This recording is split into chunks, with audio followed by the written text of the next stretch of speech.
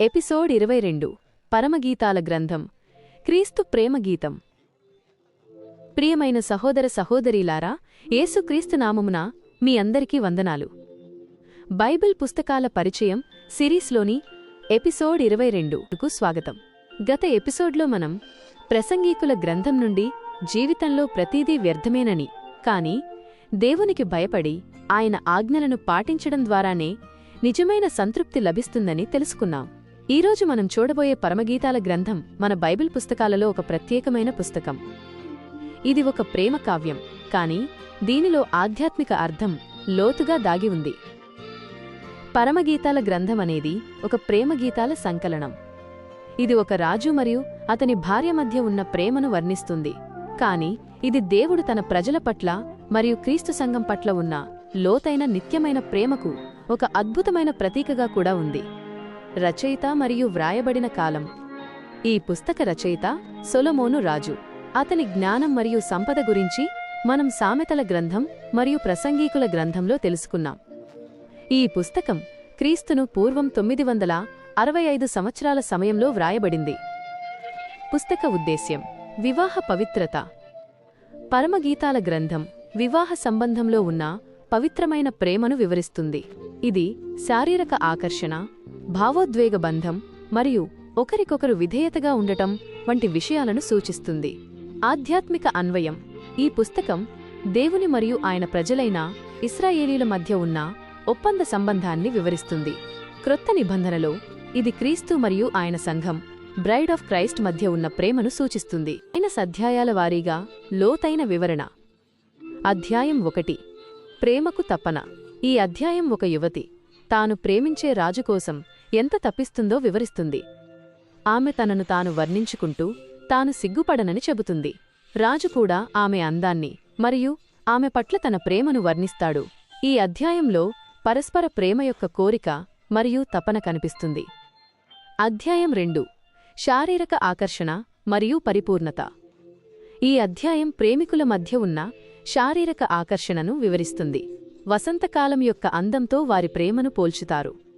నా ప్రియుడు నాకు శ్రేష్టమైనది అని అంటుంది. ఇక్కడ వారి ప్రేమ ఎంత పరిపూర్ణమైనదో స్వచ్ఛమైనదో వివరిస్తుంది. అధ్యాయం 3. నిశ్చితార్థం. ఈ అధ్యాయం షూలమ్మీతి కుమార్తె తన ప్రియుడి కోసం ఎంత వెతుకుతుందో వివరిస్తుంది. చివరికి ఆమె తన ప్రియుడిని కలుసుకుంటుంది. ఈ అధ్యాయం వారి నిశ్చితార్థాన్ని సూచిస్తుంది. ఇది వారి బంధాన్ని ఎంత బలంగా ఉందో చూపిస్తుంది. ఈ అధ్యాయం క్రీస్తు మరియు సంఘం మధ్య ఉన్న నిశ్చితార్థాన్ని కూడా సూచిస్తుంది. అధ్యాయం 4.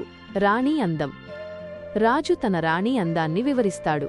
ఆమె కళ్ళు, జుట్టు, పెదాలు మరియు దంతాలను వివరిస్తాడు. ఆమె ఎంత పరిపూర్ణమైనదో, ఎంత స్వచ్ఛమైనదో చెబుతాడు. ఇది ఒక అద్భుతమైన ప్రేమతో నిండిన వర్ణన.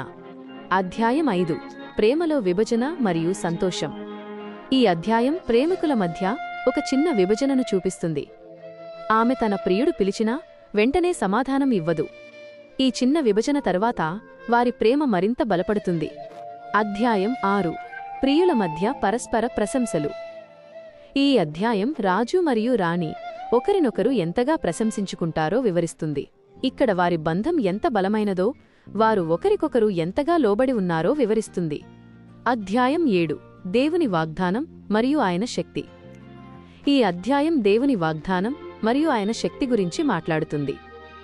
ఈ అధ్యాయం క్రీస్తు మరియు సంఘం మధ్య ఉన్న బంధాన్ని, ఆయన వాగ్దానాలను మరియు ఆయన శక్తిని సూచిస్తుంది. అధ్యాయం 8. ప్రేమ యొక్క బలం.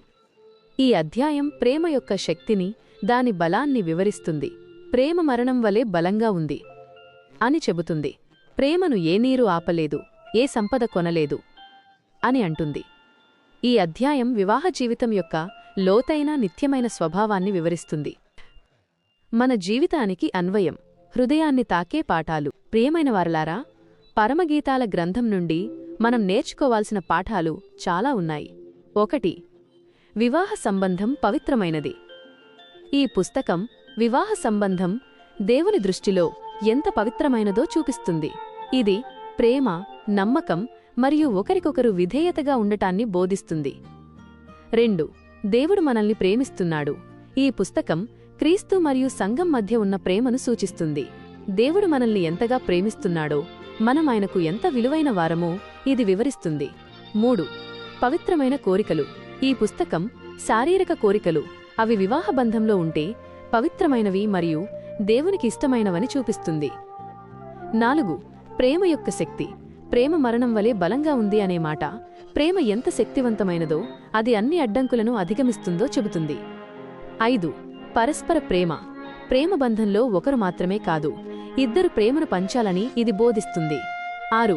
ఆధ్యాత్మిక అన్వయం. మనం ఈ పుస్తకాన్ని చదివేటప్పుడు దేవుని ప్రేమ గురించి, ఆయన మనతో ఉన్న బంధం గురించి లోతుగా ఆలోచించాలి. 7. ప్రేమ యొక్క తపన. ఈ పుస్తకంలో రాణి తన రాజుకోసం ఎంత తపిస్తుందో, అలాగే మనం దేవుని కోసం, ఆయనతో సాన్నిహిత్యం కోసం తపించాలి. 8. సమస్యలు ప్రేమను బలపరుస్తాయి. ప్రేమికుల మధ్య వచ్చిన చిన్న విభజన వారి ప్రేమను బలపరిచింది. అలాగే మన జీవితంలో వచ్చే చిన్న సమస్యలు దేవునితో మన బంధాన్ని బలపరచవచ్చు. 9. దేవుని మనస్సు. ఈ పుస్తకం దేవుని ఆలోచనలు, ఆయన మనల్ని ఎంతగా కోరుకుంటున్నారో తెలుసుకోవడానికి సహాయపడుతుంది. 10. దేవునికి విధేయత. ప్రేమ బంధంలో ఒకరికొకరు విధేయతగా ఉండటం ముఖ్యం. అలాగే మనం దేవునికి విధేయతగా ఉండాలి. ఈరోజు మనం పరమగీతాల గ్రంథం నుండి వివాహ ప్రేమ యొక్క పవిత్రతను మరియు దేవుడు మనల్ని ఎంతగా ప్రేమిస్తున్నాడో తెలుసుకున్నాం. తదుపరి ఎపిసోడ్లో మనం బైబిల్లోని 23వ పుస్తకం యెషయా గ్రంథం, ద బుక్ ఆఫ్ ఐజయా గురించి తెలుసుకుందాం. ఈ పుస్తకం క్రీస్తు యొక్క రాకడను గురించి మరియు ఆయన గొప్ప రక్షణ గురించి చెబుతుంది. మరిన్ని ఆధ్యాత్మిక కంటెంట్ కోసం మా దైవ సన్నిధి ప్రేయర్ హౌస్ యూట్యూబ్ ఛానల్ని తప్పకుండా సబ్స్క్రైబ్ చేసుకోండి. ఈ ఎపిసోడ్ మీకు నచ్చినట్లయితే లైక్ చేసి 10 మందికి షేర్ చేయండి. తదుపరి ఎపిసోడ్ కోసం వేచి ఉండండి. దేవుడు మిమ్మల్ని దీవించి ఆశీర్వదించునుగాక. ఆమెన్.